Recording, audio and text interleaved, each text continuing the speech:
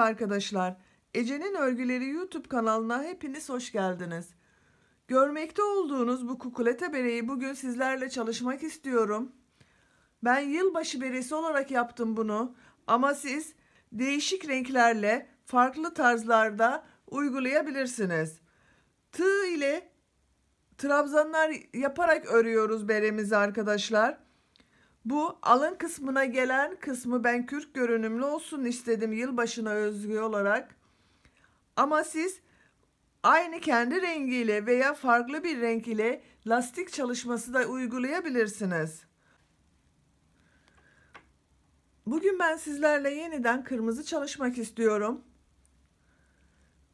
Ama siz farklı renklerle çalışabilirsiniz. Bu beremizi yapmak için bir ip gitmiyor arkadaşlar. Elinizde yarım ip varsa onu da yapabilirsiniz. Ben bir ip ile bir patik yaptım. Bir tane de beriye gitti. Bu alın bölgesindeki kürk görünümünü yapmak için de farklı dokulu bir ipe ihtiyacımız var. Bakın. Ana kuzusu kullanıyorum ben. Kartopu ana kuzusu. Üzerinde 100 gram 100 metre yazıyor.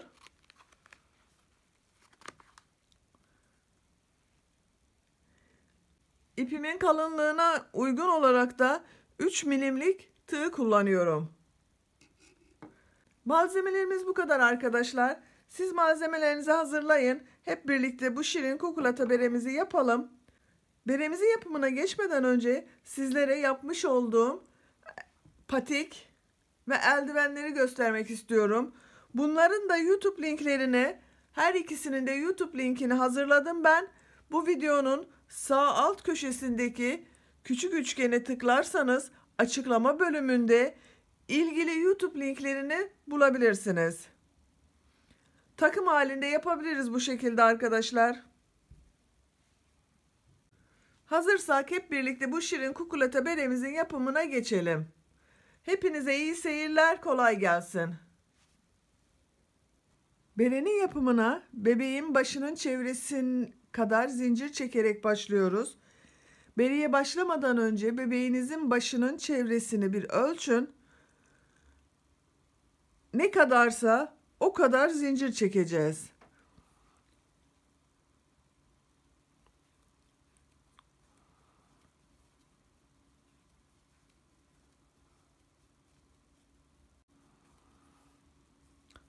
...84 tane zincir çekerek geldim ben.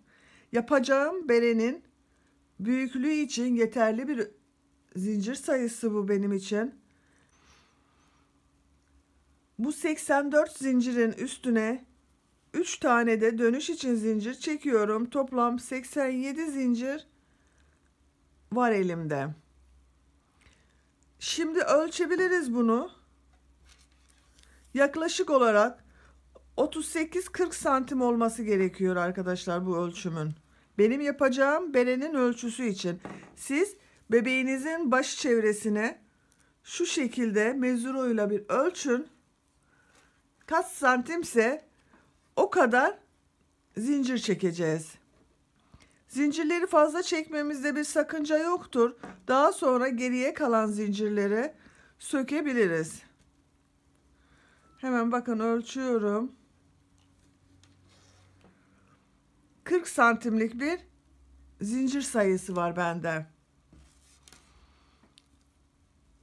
3 zincirimizi çekmiştik. İpi tığın üzerine alıyorum. 1, 2, 3 gözenek atlayıp 4. gözeneğe trabzan yapıyorum. Takip eden gözeneklere de trabzan uyguluyorum. Bakın bu şekilde.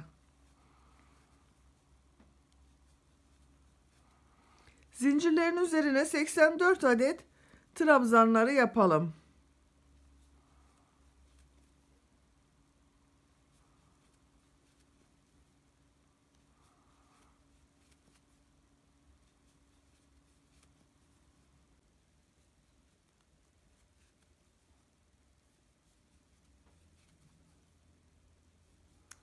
...84 trabzanı yaptım ben. Bakın bu şekilde düz bir trabzan şeridi elde ettik. Şimdi bu yaptığımız trabzanları birleştirmeden önce Kaç santimlik trabzanımız var, bir onu ölçelim. Bakın uç noktasından tutuyorum. Esnetmiyor, sıkı çekmiyorum bakın. Gevşek bırakıyorum, gayet gevşek bırakıyorum elimdeki trabzanı. Kaç santim olduğunu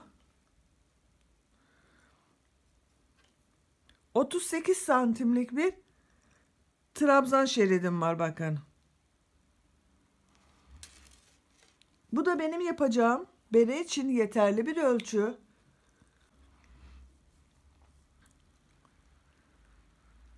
Bugün ben 3-6 aylık bebekler için bere yapıyorum.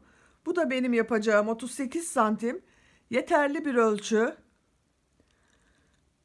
3-6 aylık bebekler için 36-42 santim arası yeterli olacaktır arkadaşlar. 38 santim benim için yeterli. Standart bebek baş ölçülerini ben tablo halinde hazırladım. Bu videonun sağ alt köşesindeki küçük üçgene tıklarsanız açıklama bölümünde bu hazırlamış olduğum baş çevresini gösteren tabloyu bulabilirsiniz. Şimdi beremize devam ediyoruz. Bakın bitmiş olan beremizi şu şekilde düzgün bir şekilde tutarak artık yuvarlak yapacağız bunu. Bu ilk başlangıçtaki bir trabzan var. Onunla kaydırma tekniğiyle şu şekilde birleştiriyorum. Bakın düzgün gelmesine dikkat edelim ama. Çapraz olmasın. 1 2 zincir çekiyorum. Örgüyü çeviriyorum. Bakın örgünün ters tarafı bana bakıyor. Gördüğüm trabzanların üzerine trabzanlar yapıyorum.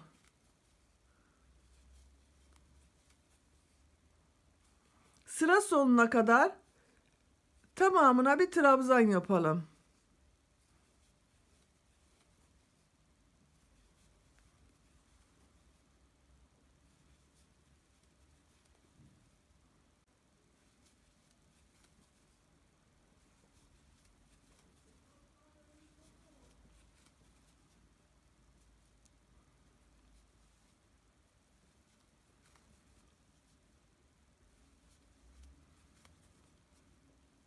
Son trabzanı yaptım sırada.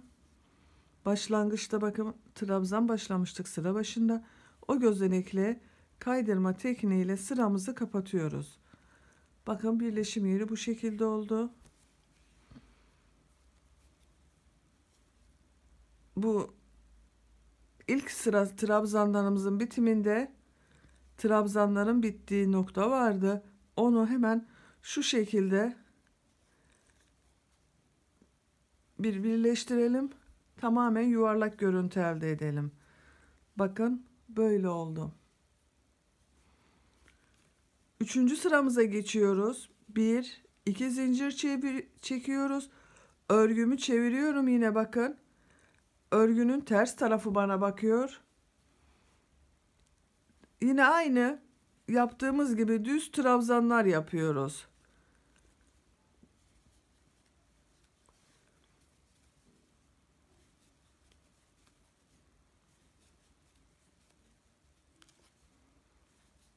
Bu şekilde düz trabzanlar halinde bir 13-14 sıra kadar trabzan yapalım.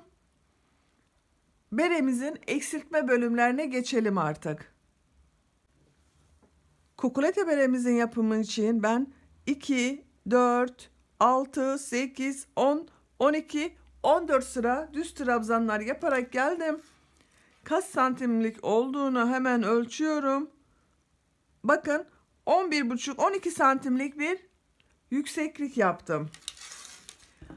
Bu sırada artık eksiltme işlemlerine geçiyoruz. 2 zincir çekiyoruz bir üst sıraya çıkmak için. Bakın örgümü yine ters tarafı bana bakıyor. İlk gördüğüm trabzana bir trabzan yapıyorum. Takip eden trabzana bir trabzan yapıyor gibi yaptım. Bir kere çıkardım. İpi tığın üzerinde tutuyorum. İpi tığın üzerine alıyorum. Diğer trabzanın tepe noktasına batıyorum. Bir kere çıkardım. İkinciyi çıkartmıyorum. Bakın 3 tane ilmek var tığın üzerinde. Üçünü birlikte çekiyorum. Takip eden 7 gözeneğe trabzanlar yapıyoruz. Normal düz trabzan.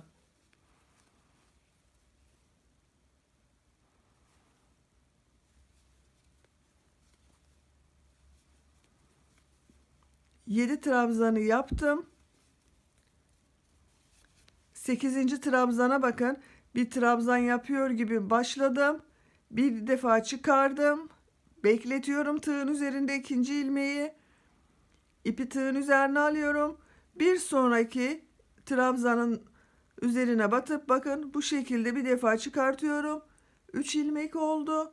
Üçünü birlikte çekiyorum. Trabzan kesmesi yapıyoruz arkadaşlar. Aralarda 7 tane trabzan yapıyoruz.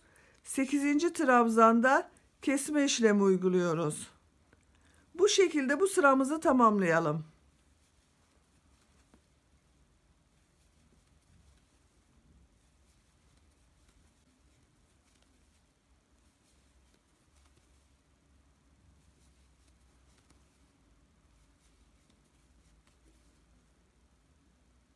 Başlangıç gözleneğiyle bakın kaydırma tekniğiyle sıramı kapattım. Bu sırada bakın bir kesme yaptık. Hafif yuvarlak oldu bakın yukarıya doğru. Bir iki zincir çekiyorum. Bir üst sıraya çıkıyorum. Bu sırayı hiç eksiltme yapmadan düz trabzanlar halinde devam edelim.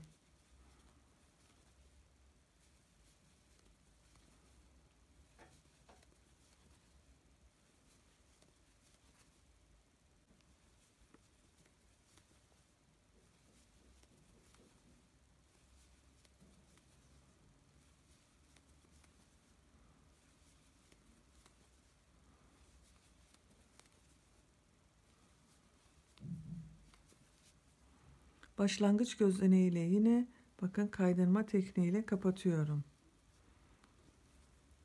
Bir iki zincir çekiyorum. Örgümü çeviriyorum. İlk gördüğüm trabzanın üzerine trabzan yapıyorum. Takip eden trabzana bir iki tane yapıp ikisini bir çekiyorum. Trabzan kesmesi yaptım. Arada bir 6 tane trabzan yapalım.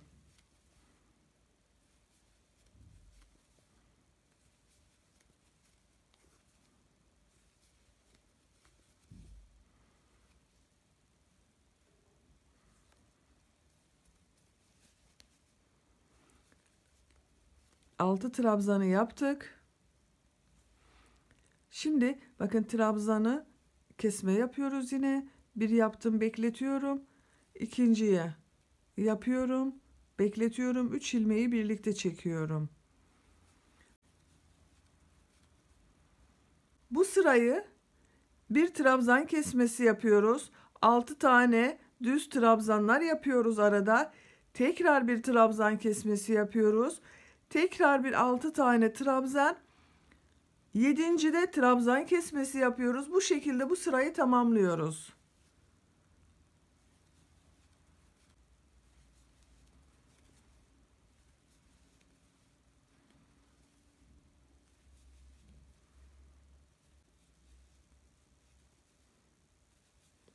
Kesmeli sıramızı da bitirdik.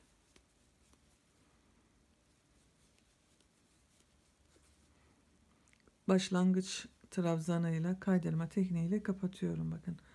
Bir iki zincir çekiyorum. Bir üst sıraya çıkıyorum. Bu sırayı hiç eksiltme yapmadan düz trabzanlar yapalım.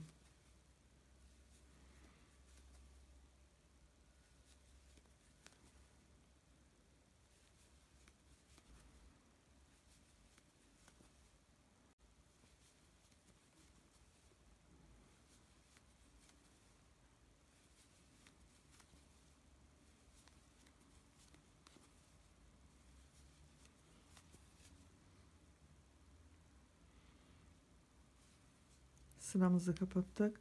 Bir iki zincir çekiyoruz. Bakın görüntüsü de bu şekilde oluyor.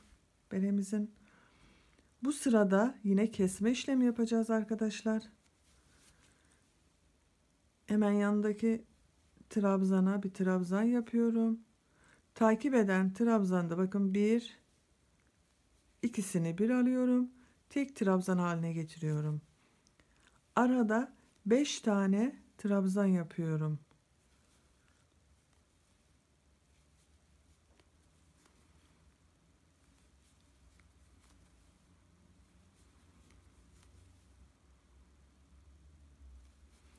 Beş trabzandan sonra bir trabzan kesmesi daha yapıyorum.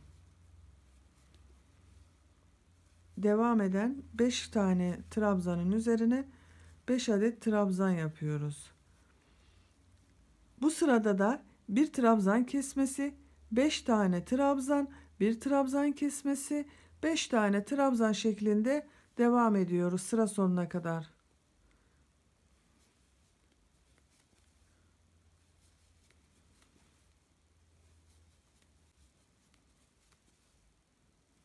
Bir trabzan kesmesi, 5 trabzan, bir trabzan kesmesi, 5 trabzan şeklinde olan sıramızın da sonuna geldik. Başlangıç trabzanıyla kaydırma tekniğiyle kapatıyorum. 2 zincir çekiyorum. Bir üst sıraya çıkıyorum. Bu sırayı tamamen trabzan halinde devam ediyoruz. Eksiltme yapmıyoruz bu sırada.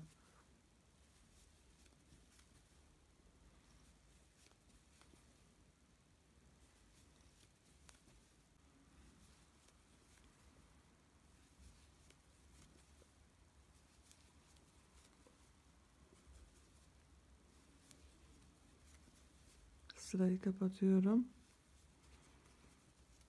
2 zincir çekiyorum. Bir üst sıraya çıkıyorum arkadaşlar. Bu sırada da bir trabzan kesmesi yapıyoruz.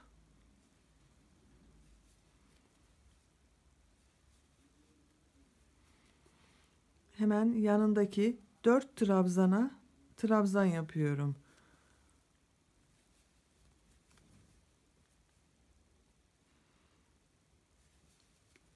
Dört trabzandan sonra tekrar bir trabzan kesmesi yapıyorum.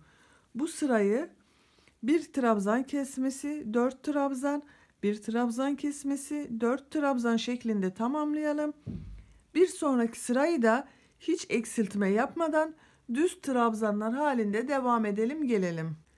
2 alt sırada bir trabzan kesmesi, 4 trabzan, bir trabzan kesmesi, 4 trabzan, bir trabzan kesmesi şeklinde sıramızı tamamladık. Bir sırada üzerine düz trabzanlar yaptık. Şimdi tekrar bu sırada trabzan kesmesi yapacağız. Bu sefer aralarda üçer tane trabzan kalacak. Bakın bir trabzan kesmesi yapıyorum. Takip eden 3 tane trabzana trabzan uyguluyorum. 3 trabzanı yaptım. 4. trabzanda trabzan kesmesi yapıyorum.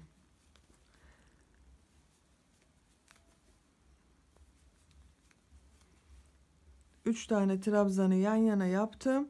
Tekrar bir trabzan kesmesi yapıyorum. Bu sırayı bir trabzan kesmesi, 3 trabzan, bir trabzan kesmesi, 3 trabzan şeklinde devam edelim. Üzerine bir sırada düz trabzanlar devam ederek gelelim.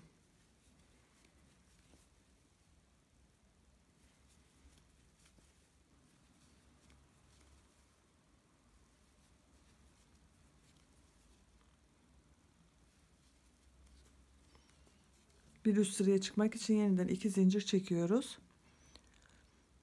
Bir trabzan kesmesi, 3 trabzan, bir trabzan kesmesi, 3 trabzan şeklindeki sıradan sonra bir sırada düz trabzanlar yaparak geldim. Şimdi tekrar bu sırada kesme sıramız. Bu sefer bir trabzan kesmesi yapıyoruz.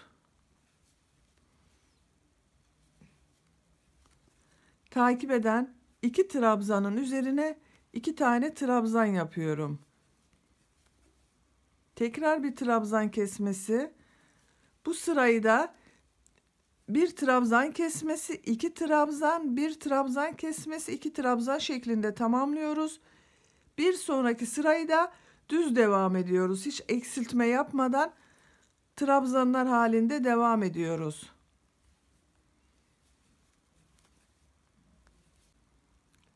Bir alt sırada bir trabzan kesmesi, iki trabzan, bir trabzan kesmesi, iki trabzan, bir trabzan kesmesi şeklinde tamamladım. Bir sırada düz trabzanlar halinde devam ettim. İki sıra daha bu şekilde bir düz örgümüze devam edelim. Toplamda bir 3 sıra trabzan elde edelim.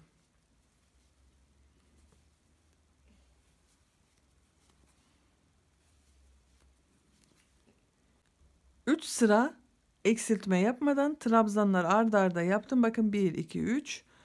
1 2 zincir çekiyorum. Bir üst sıraya çıkıyorum. Bir trabzan kesmesi yapıyorum. Bir trabzan yapıyorum araya. Tekrar bir trabzan kesmesi. Bir trabzan kesmesi, bir trabzan, bir trabzan kesmesi, bir tek trabzan şeklinde tamamlayalım.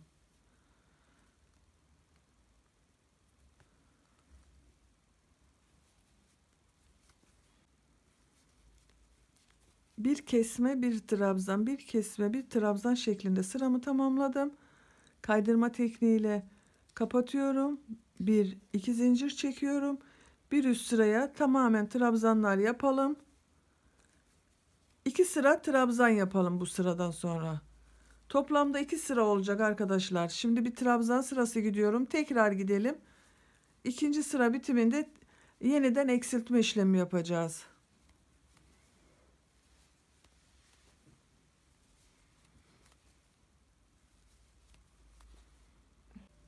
Bir trabzan kesmesi, bir trabzan, bir trabzan kesmesi, bir trabzan sırasından sonra 2 sıra düz trabzanlar yaptım.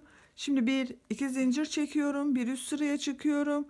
Yine bir trabzan kesmesi yapıyoruz. Bir trabzan şeklinde.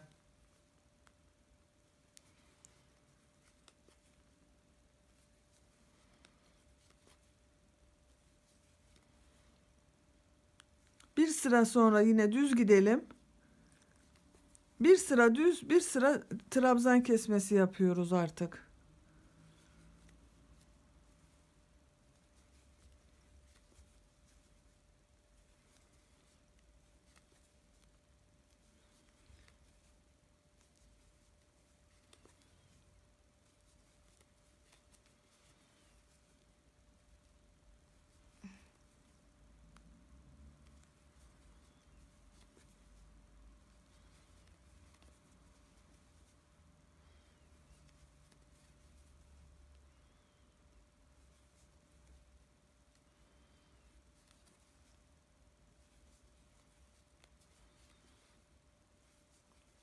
Kesme sıramı bitirdim.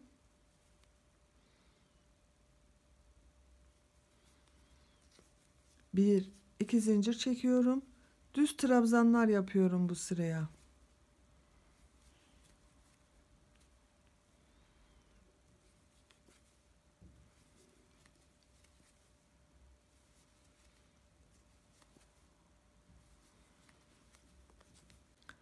Bir trabzan kesmesi, bir tek trabzan, bir trabzan kesmesi şeklinde tamamlayalım. Bir sırada düz yapalım.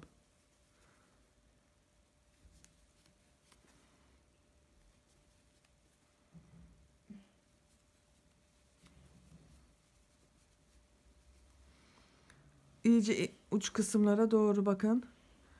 Küçüldü artık. Yapması biraz zor oluyor o yüzden.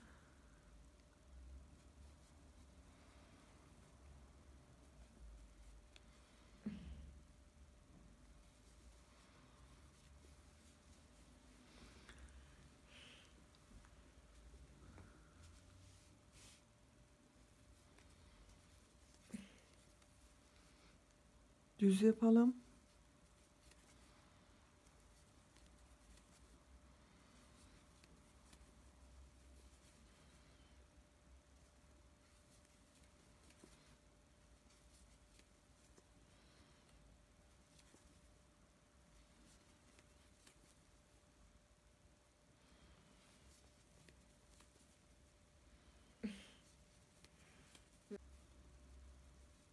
2 zincir çekiyorum.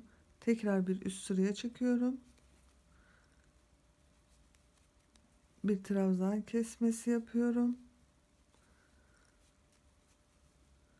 Hemen yanından bir tane trabzan yapıyorum.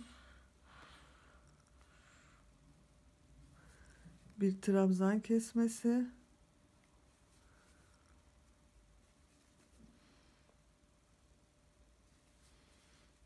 Tek trabzan.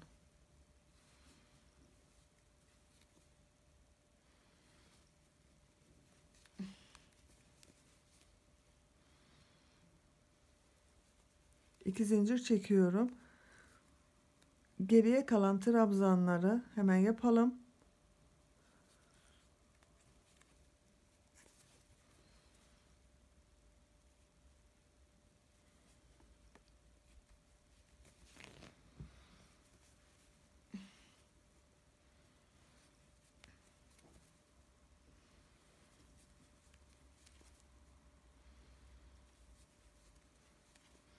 Beş trabzan kaldı. Bu 5 trabzanı 200 sıra kadar yapalım.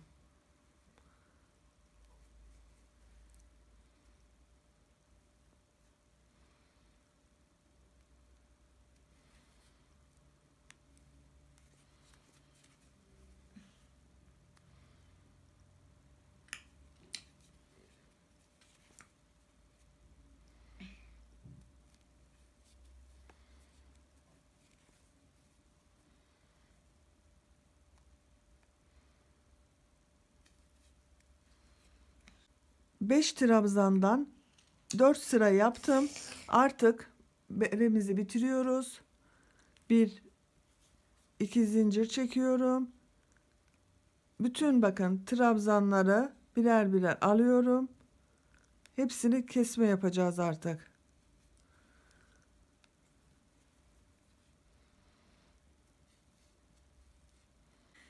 Kesme yaparak bitirdim bakın uç noktasını. Beremizi de bu şekilde bitirmiş olduk arkadaşlar. Şimdi bu alın bölgesine gelecek olan kürk görünümünü yapalım.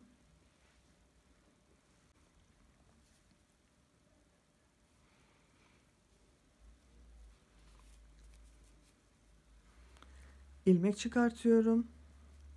Başlangıcını yapalım. Daha sonra bu gördüğüm trabzanı belinden kavruyorum. Lastik uygulaması yapıyorum. İçten de tersten alıyorum bakın. Benden taraftan alıyorum. Diğerini diğer taraftan alıyorum.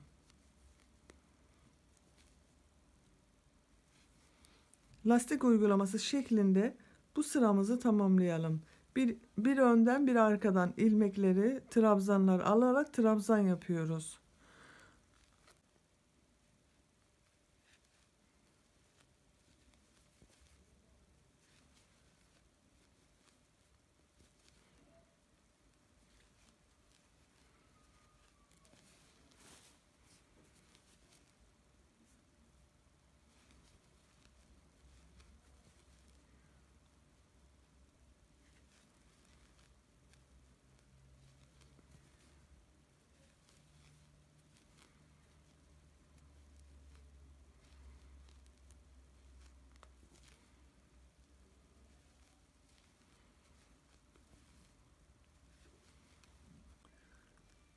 Sırayı tamamlayarak kaydırma tekniğiyle de kapattım. Bir iki zincir çekiyorum. Bir üst sıraya çıkıyorum. Bakın gördüğüm şekilde alıyorum. Önden gördüklerimi önden, arkadan gördüklerimi arkadan. Trabzanları alarak devam ediyorum. Bir sıra daha yapalım, bitirelim.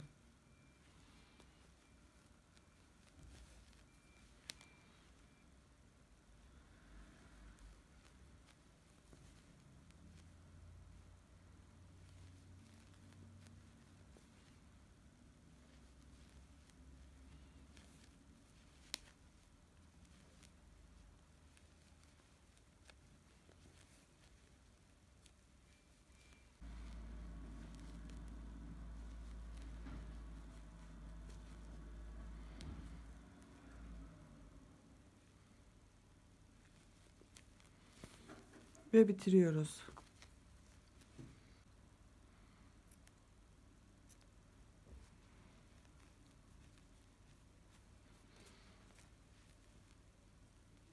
İlmeği iç kısımdan kaybediyorum, bakın uç kısmını.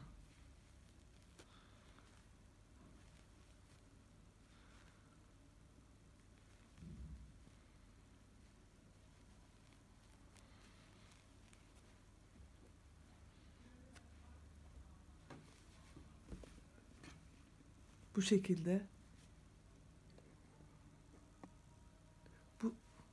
bu şekilde kürk görünümünde elde etmiş olduk, bakın.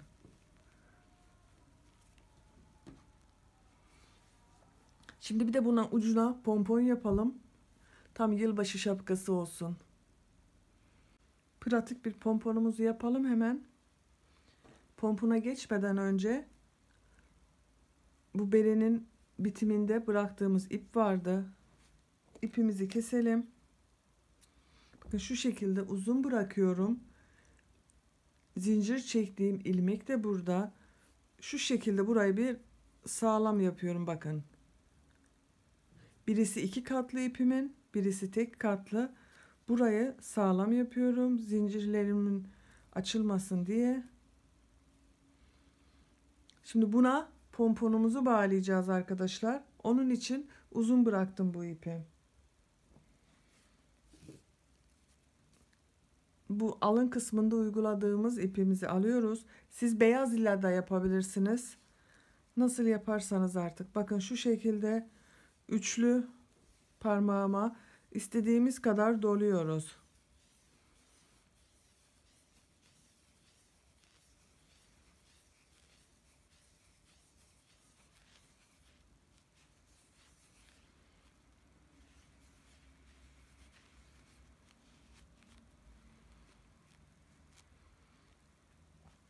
Doladık, bakın şu şekilde elimden çıkardım. İpimi şu ilmekleri bırakmıştım. Oradan sıkıca bağlıyorum.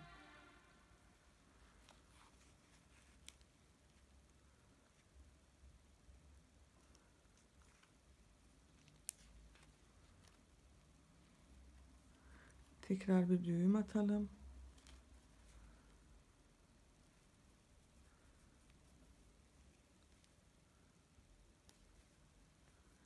Siz daha büyük bir pompon isterseniz 3 parmağı değil de 4 parmağınıza da dolayabilirsiniz.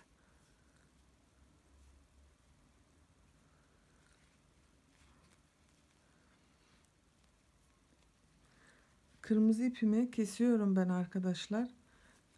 Pomponun içinde kalacak zaten, o yüzden ucu da gözükmeyecektir. İpimi de kesiyorum.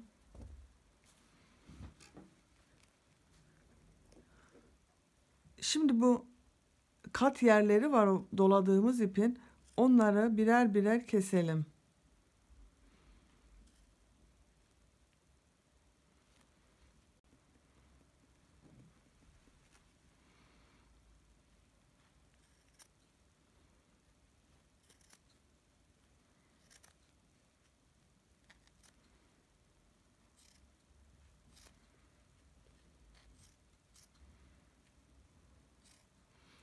İpin yapısından dolayı kesmeseniz de olur.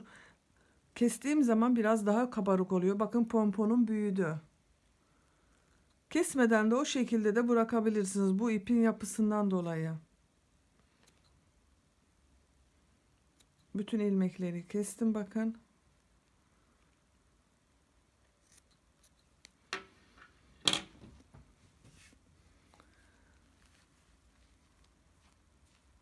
Şu şekilde tutuyorum.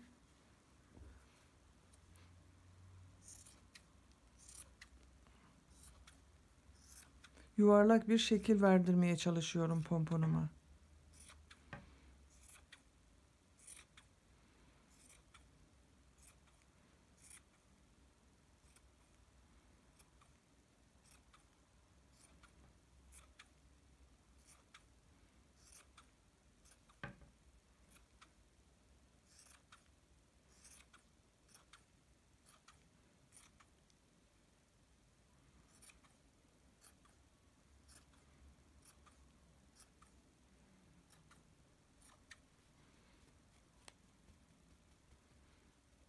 dökelim üzerindekileri. Bu ipte yapısından dolayı biraz fazla dökülüyor.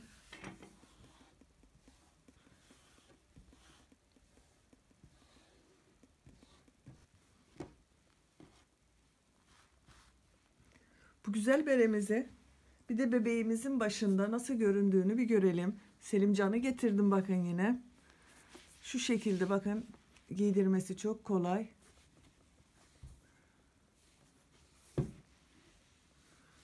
Başta duruşu bu şekilde arkadaşlar.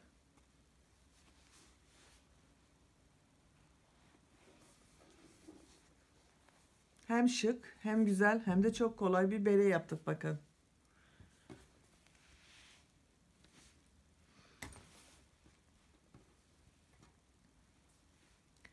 Bu beremize takım olarak şu şekilde patikler de yapabilirsiniz. Eldivenlerimiz de var bakın.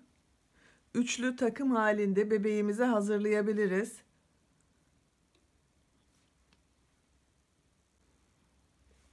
Biz bugün sizlerle bu güzel kukuleta beremizi hep birlikte yaptık. Siz eldiven ve patiğimizi de yapmak istiyorsanız bu her ikisinin YouTube linkini ben sizler için açıklama bölümüne ekledim. Bu videonun sağ alt köşesindeki küçük üçgene tıklarsanız açıklama bölümünde ilgili YouTube linklerini bulabilirsiniz. Bu kukuleta beremizi bugün benimle yapan ve izleyen herkese çok teşekkür ederim. İnşallah sizlerle yeniden yeni videolarda buluşmak üzere. Hoşça kalın, sevgiyle kalın.